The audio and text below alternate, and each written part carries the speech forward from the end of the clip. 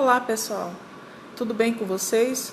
Aqui é a professora Jaqueline e hoje nós vamos estudar um pouco a respeito dos conjuntos numéricos. Os números têm uma grande história, a respeito dos números, do surgimento dos símbolos que hoje utilizamos para representar quantidades. O homem ele sempre teve essa necessidade de contar pequenas quantidades aí na natureza, os animais que caçava, os objetos que fazia, as mudanças da lua e etc. Como não existiam símbolos, usavam os dedos da mão para representar essa contagem, eles usavam pedrinhas, eles usavam riscos em ossos, no chão, nas cavernas e assim por diante.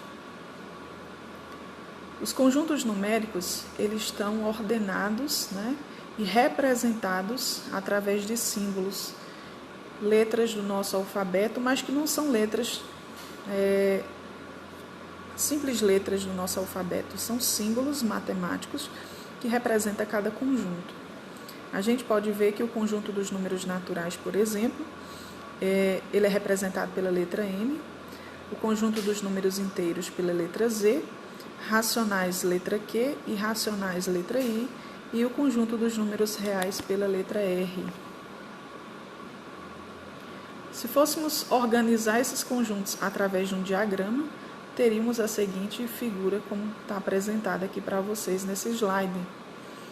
Então, o conjunto dos números reais é a formação, a união dos números irracionais e dos números racionais. A gente pode observar através desse diagrama que o conjunto dos racionais eu tenho também os números inteiros e naturais, ou seja, naturais e inteiros está contido no conjunto dos racionais, enquanto que os irracionais está contido no conjunto dos números reais. Muitos alunos perguntam, mas professora, tem outro conjunto? Depois do conjunto dos reais vem outro? Por volta do século XVIII, nós temos aí a resolução de um problema matemático que até então não tínhamos como resolver. Se eu perguntar para vocês qual o valor da raiz quadrada de menos 16, todos vão dizer que, professora, não existe raiz quadrada de número negativo. É isso mesmo, no conjunto dos reais.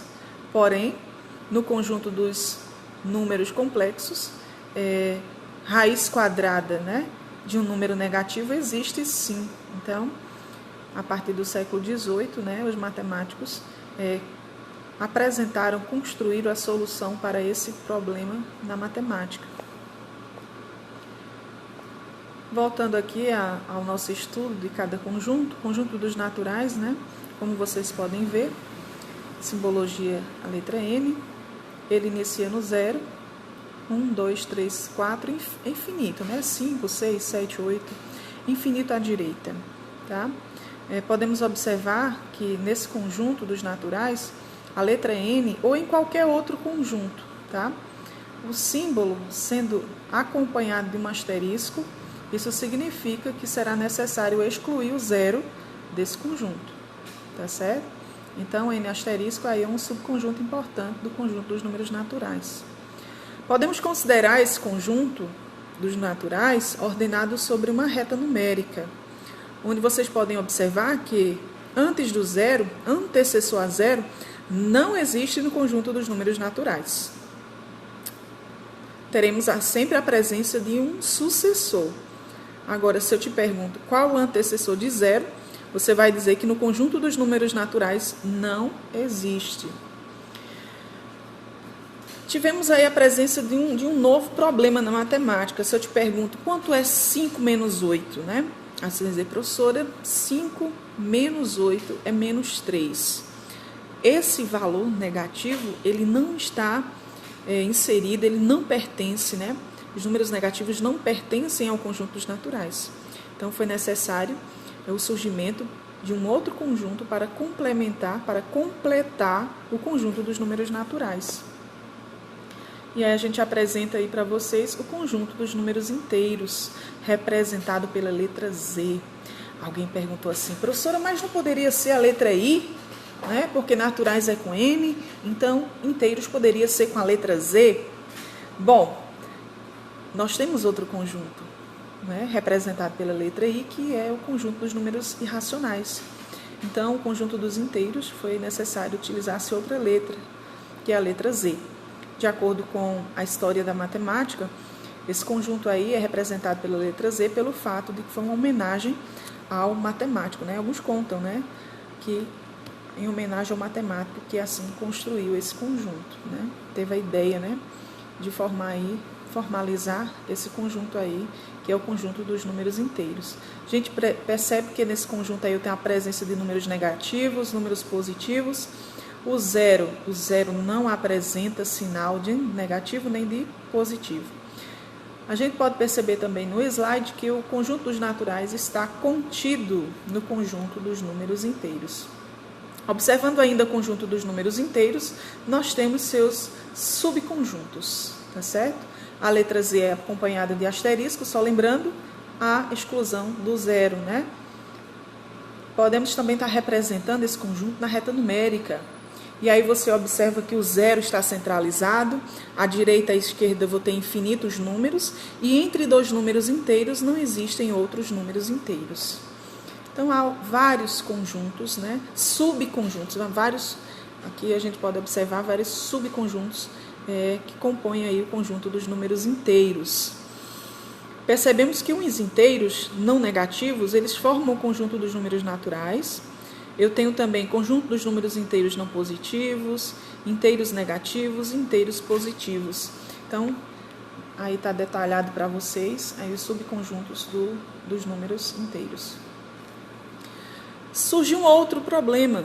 Se eu te perguntar agora, eu tenho uma maçã e quero repartir para 2 pessoas, qual a quantidade de maçã que cada uma vai receber? Aí você vai me responder, meia maçã. Beleza, meia maçã. Mas aí eu te pergunto, um meio, né? Esse número, ele pertence ao conjunto dos números inteiros? Aí você vai me responder que não, né? Não pertence ao conjunto dos inteiros. Olha a necessidade aí de termos um outro conjunto onde podemos encontrar frações, números decimais, dízimas periódicas. Então, o conjunto dos números racionais, x tal que x é igual a A sobre B, né? De forma que A pertence aos inteiros, B também pertence aos inteiros, com exceção do zero, ou seja, não tem sentido dividir para zero. Então, esse aí é o conjunto dos números racionais. Todo quociente, razão entre 2 números inteiros, é chamado de número racional. Um exemplo bem claro, bem simples de número racional é o número inteiro, né? Eu posso ter uma fração, 6 dividido para 3, 6 terços. 6 dividido para 3 é igual a 2 inteiros. 3 oitavos, né? Fracionário aí de termos inteiros, também é um número racional. Menos 3 quintos, que resulta em menos 0,6, é um número decimal exato. É um exemplo também bem claro de números racionais. E não podemos esquecer da lindíssima dízima periódica. Quem não lembra dela, né? A dízima periódica também é considerado um número racional, tá certo? Por quê? Porque toda dízima periódica resulta em uma fração geratriz. Estão lembrados? Você identifica aí o período dessa dízima periódica e então transforma ela numa fração chamada fração geratriz, tá certo? Se fôssemos agora representar o conjunto dos números racionais em uma reta numérica, você poderia observar que entre 2 números racionais existem infinitos números racionais. Isso é muito interessante de podermos observar. Na figura, nós podemos ter, por exemplo, 2 terços, né? Entre 2 e 3, por exemplo, eu posso ter 7 quartos, né? Então, entre 2 números, não esqueça que entre 2 números racionais existem infinitos números racionais. Se o número, né, não é racional, então ele é chamado de número irracional. Olha aí, representação pela letra I, né, o conjunto dos irracionais. todo número com infinitas casas decimais, porém, cuidado para não confundir com uma dízima periódica. Qual a diferença, né? A dízima periódica apresenta um período definido, que pode ser um número que se repete infinitamente, ou um grupo de números que se repete infinitamente, enquanto que o número irracional apresenta infinitas casas decimais, porém não tem um período definido. Então, para esse número aí, nós classificamos ele como número irracional. Um exemplo disso, raiz quadrada de 2, raiz quadrada de 3, raiz quadrada de 5, é o número π, né? Lembrando que o número π é um número muito famoso aí da matemática, uma constante matemática, que é obtida através do comprimento, a medida do comprimento de uma circunferência, dividido pelo seu diâmetro. Você vai obter aí o número π. Muitos perguntam, mas enfim, professora, me nos responda, qual a diferença entre os conjuntos racionais e irracionais? Os racionais é o conjunto dos números que pode ser representado por uma razão. O que é uma razão? Uma fração, tá? Enquanto que os irracionais, eles não são representados através de fração, porque não apresentam um período definido na sua infinidade de casas decimais. O número irracional é um número real que não pode ser obtido pela divisão de dois números inteiros, ou seja, são números reais, mas não são racionais. Então, de forma aí geral, nós reunimos agora todos os conjuntos e finalizamos com o conjunto dos números reais. O conjunto dos números reais, apresentado pela letra R, representado, né, pela letra R, é a união dos números racionais e dos números irracionais. Assim, todos os números naturais, inteiros, racionais e também os irracionais são números reais. Só lembrando que o conjunto dos irracionais, ele não se mistura com o conjunto dos racionais. Ele é uma porção à parte, como você vê aí na figura. Mas não posso esquecer que todo irracional é real. Beleza? Então, só continuando, no roteiro da segunda semana foi apresentado para vocês, eu solicitei que realizassem a página 58. Na página 58 nós temos uma questão de Enem, a questão de número 15, onde traz para vocês aí a resolução de uma questão envolvendo aí conhecimento de conjuntos numéricos. Podemos ler essa questão e entender o que está pedindo, né? Qual o nível, né, dessa questão? É nível fácil, nível médio ou nível difícil? Vamos entender. André, Carlos e Fábio estudam em uma mesma escola e desejam saber quem mora mais perto da escola. André mora a 5/20 de 1 quilômetro da escola, Carlos mora a 6/4 de 1 quilômetro da escola, já Fábio mora a 4/6 de 1 quilômetro da escola. A ordenação dos estudantes de acordo com a ordem decrescente das distâncias de suas respectivas casas à escola é... E aí você vai, né, tentar descobrir aí. Primeira coisa, interpretar as informações que foi dado para você nesse problema. Trata-se de uma questão de nível fácil, muito boa, né? Você fica se perguntando, mas essa questão caiu no Enem? Pois é, caiu no Enem. Todas as questões do Enem são questões difíceis, né? A gente sabe disso, que é dividido em esses 3 níveis, nível fácil, médio e nível difícil. E essa questão aí você não poderia perder, né? Uma questão fácil dessa. De acordo com o texto, a gente tem o seguinte, vamos escrever aqui a fração que representa, né, André, C de Carlos e F de Fábio. A fração que representa André é 5/20, a de Carlos 6/4 e de Fábio 4/6. A gente pode observar que ao dividir numerador pelo denominador, 5/20 eu vou ter um resultado menor do que o inteiro.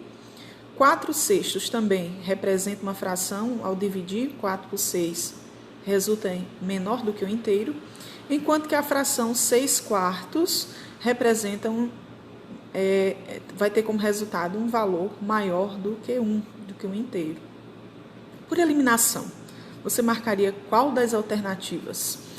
Bom, a maior das 3 aqui, de início, é 6/4, porque é maior do que o inteiro.